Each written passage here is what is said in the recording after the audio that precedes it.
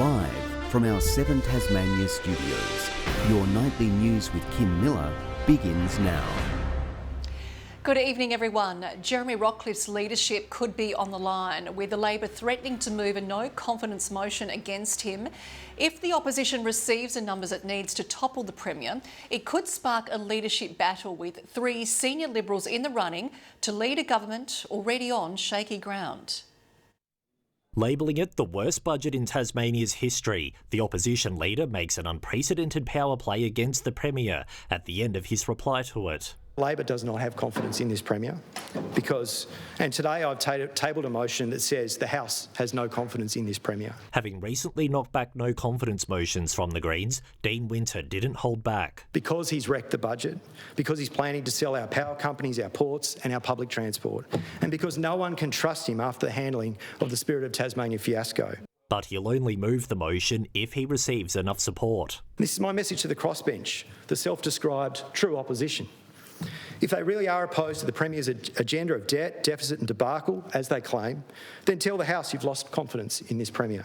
Some aren't on board. The crossbench are not Dean Winter's little puppets. He can't just try and make us do what he thinks he wants. He's really got to prove himself to the Tasmanian people. We want stability and we want business confidence, and I don't think we're here to play silly buggers. While questioning Labor's decision, key independent David O'Byrne will consider the motion if it's moved. I've been in Parliament a long time. I've never seen a leader of an opposition put a no-confidence motion on the table but refuse to move it. That's extraordinary. I don't understand what he's doing. While others are backing it in. Tasmanians expect an accountable, transparent government and one that acts with the best interests of Tasmanians. This is not what the Premier is doing at the moment. He runs that government, he's part of the government, and if the budget isn't doing the job for the Tasmanian people, then obviously the responsibility is his. As for the Greens, we owe it to ourselves, to our members and to our electorate and supporters to take this to the party room, to discuss it and form a position in due course.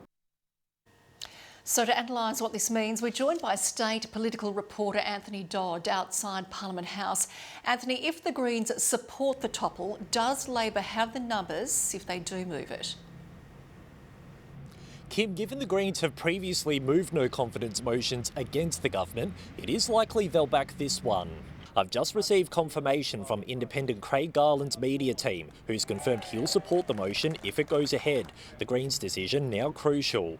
This looms potentially as a massive blow to the Liberals, given Jeremy Rockliff's strong popularity in the community. If the motion is successful, the convention is for him to resign. The likely contenders to take over the top job include Deputy Premier Guy Barnett, Erica Betts and Michael Ferguson. But we'll have to wait and see how the next couple of days of Parliament play out, Kim. We will. Thanks very much there, Anthony. Well, the government's move to table the bill for the Macquarie Point planning permit has been heavily criticised despite community consultations still being open. The Greens have accused the Premier of community contempt. There's barely a single thing in either the bill or the permit condition that has been changed. A quick read shows that it is only the title of the bill that has actually changed. The bill aims to fast-track the stadium project due to concerns about delays and the timeline. There's still no date for when Spirit 4 will leave Scotland to begin its journey to Tasmania. Shipbuilder RMC is investigating an issue with the natural gas system powering both new vessels. Spirit 4 is still under warranty and therefore these matters will need to be looked at, not only looked at but paid for by the shipbuilder under the warranty. More sea trials on Spirit 5 in coming days will show whether the problem has been fixed. Police have revealed the identity of the man found dead inside an industrial-sized bin in Bellerive yesterday morning. 45-year-old Luke John Talaga was found by a garbage collector at the rear of the Percy Street property around 9 o'clock. It's understood Mr Talaga was last seen alive around 10 on Saturday night. An autopsy has been conducted, with detectives still investigating and calling on anyone with information to come forward. How Tasmania ensures Canunny Mount Wellington remains accessible to tourists but is also culturally respected is an age-old debate. Thousands have responded to a new government review released today with mixed opinions, including over the controversial cable car project. The backdrop to our capital city and one of the state's most visited tourism attractions. luring more people onto it, now front of mind. Since 2019, we've seen an increase of 19% of visitors coming to the mountain.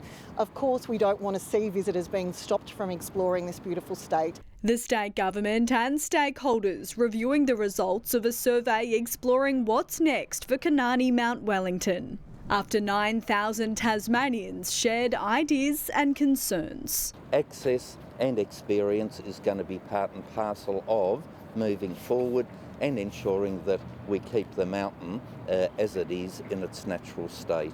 The consultation indicating long-term solutions are needed to ease traffic congestion. The minister says there was also strong community support for tourism options, with many supportive of adventure-based infrastructure, unable to rule out the controversial cable car project. Of course, we're very sceptical about Minister Erica Betts's intent when it comes to the mountain and indeed when it comes to the cable car. We want the infrastructure to improve on the mountain, but we don't want it to be overkill. We want the infrastructure to be at the really basic level, great tracks, great boardwalks. The state government now tasked with forming an action plan, bringing the mountain's future to life. And we've got to make sure that it's not loved to death, or that people feel that they can no longer visit. Ruby Cairns, 7 Tasmania News.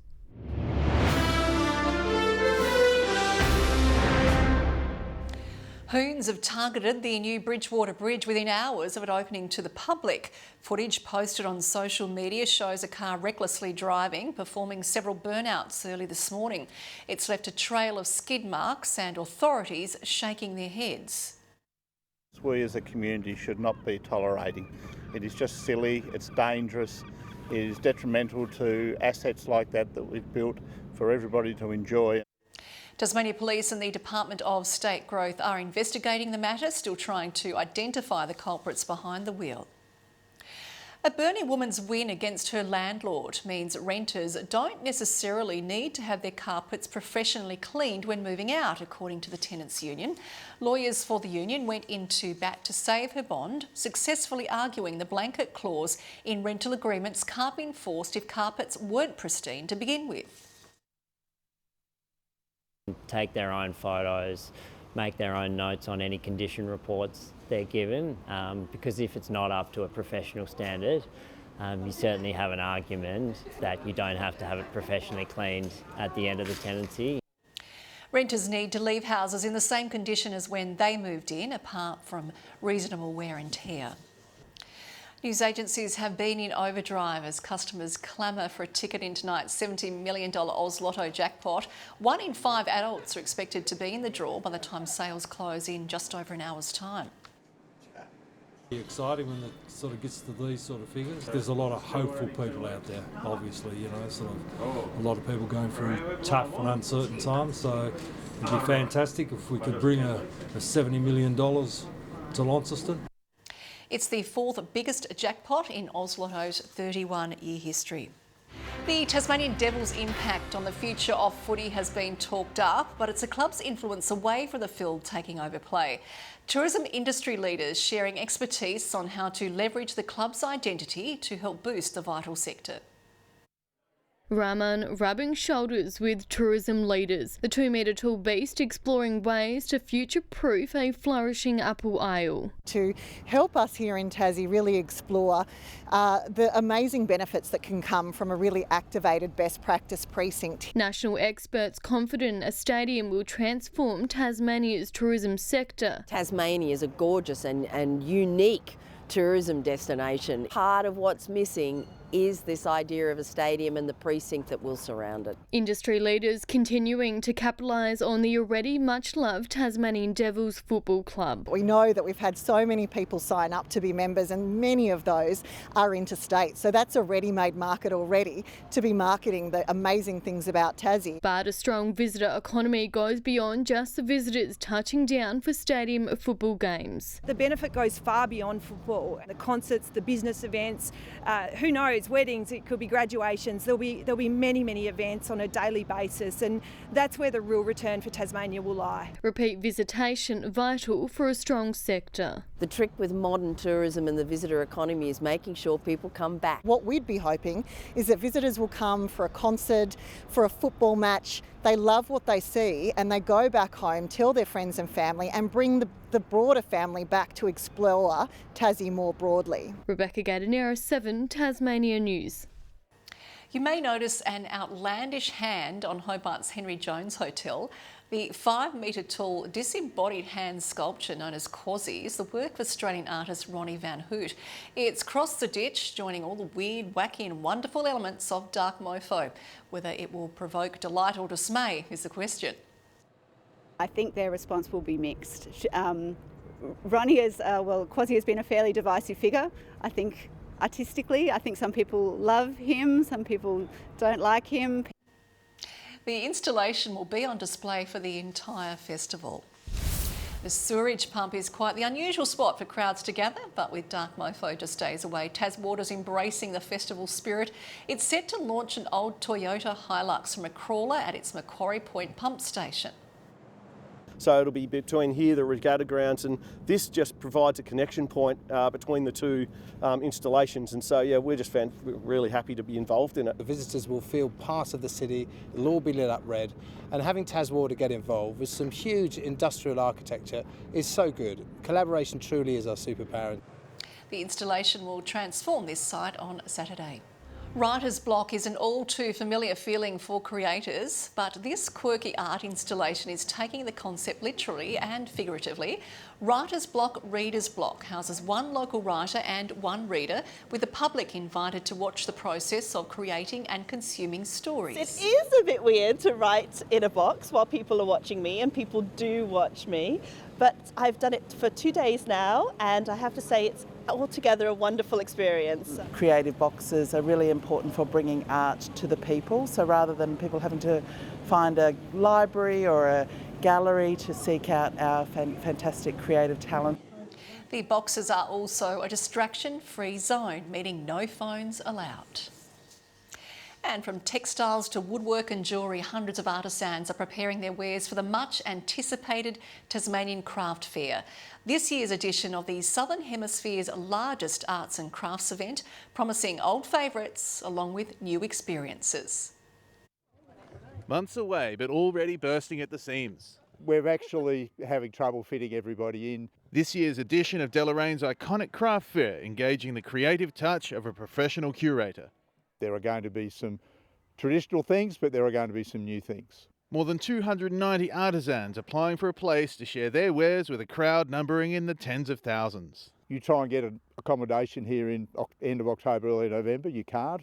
Headliners include internationally renowned sand sculptor Dennis Massoud and speed painter Brad Blaze, from whom a number of lucky ticket holders will receive personalised portraits painted live in just minutes. This year we've been really overwhelmed with exhibitors. Making space for patrons is also a priority, with shuttle buses between venues as well as a new park and ride station aiming to relieve car park congestion. Last year the parking got a little bit horrendous, particularly on the Fridays. Bus services from Launceston and possibly Devonport allowing some attendees to leave their cars at home altogether. At a time when festivals are folding under financial pressures, it's the community that's kept the Tasmanian Craft Fair running for 45 years. This time around, Tas Networks is jumping on board as a sponsor. We were a participant at last year's fair and had such a great time that it was really a no-brainer for us to come on and support the fair. While Delorain may be quiet now, the sound of arts and crafts fanatics rubbing their hands together in anticipation is starting to grow. Tom Crosby, 7 Tasmania News.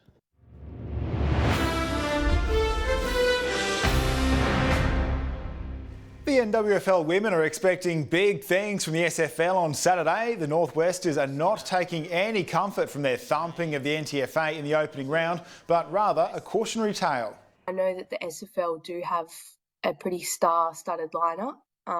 So if one team is not on for the day, as you know we saw the other week in front of goals, then that's I reckon, where it could be won or lost. Northwest men, meanwhile, are reeling from the lengthy injury list, but there is some hope. Hopefully we get a few of our key pillars back in Keegan Lowe and potentially Bailey Bogue from injury, so that would be good. But we've also got those under-18 Devils boys that don't play this weekend that become available as well. Dole Park hosts both matches. Good evening. Well, the weather is certainly cooling off with 13 as the state's top in Devonport today, 12 across Launceston and Burnie, 11 in Hobart. St Helens and Bushy Park reaching 12 degrees, 11 in Cressy and Smithton, and Lyweenie managed to reach 3 degrees. Low cloud was seen about the west and south of Tasmania today, with mostly clear conditions about the north and upper east coast.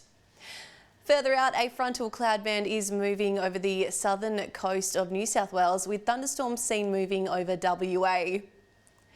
Tomorrow, a high approaches Tasmania from the west, with light showers expected across the west and far south. South to southwesterly winds tomorrow, 15 to 25 knots, reaching 30 knots in the east and south. Swells up to 3.5 metres in the west and south and up to 1 metre in the north. A strong wind warning is current for Storm Bay, Flinders Island, the east coast and southwest coast. And there's also a bushwalkers weather alert for snow as low as 600 metres across the Western and Central Plateau forecast districts. Tomorrow's forecast now: Hobart, a possible shower, 11 in Geeveston, Bothwell reaching 10 degrees. In the north, 12 across Launceston and Cressy with morning frost, partly cloudy in Devonport. 13 in Burnie tomorrow, showers in Strawn, 14 in Curry. Partly cloudy and 13 across St Helens and Swansea, and a shower or 2 in Orford. Looking ahead to the 3-day forecast now: Thursday, isolated showers about the west, fine elsewhere. Friday, showers across the north and west, increasing towards the northeast in the evening. And Saturday, showers more likely across the north and west. Capital cities, showers in Perth tomorrow with an expected storm, mostly sunny in Adelaide and Sydney reaching 15. And currently Hobart clear and 6 degrees, Launceston 7 and Devonport clear and 7 degrees. And I think winter is definitely here, Kim, with some cool overnight temperatures ahead. To think last week was saying how lovely and mild it was. Winter is definitely here. Thank you, Jackie. That is all your news for now. I'll be back later with updates. Thanks for joining us tonight. Good night, everyone.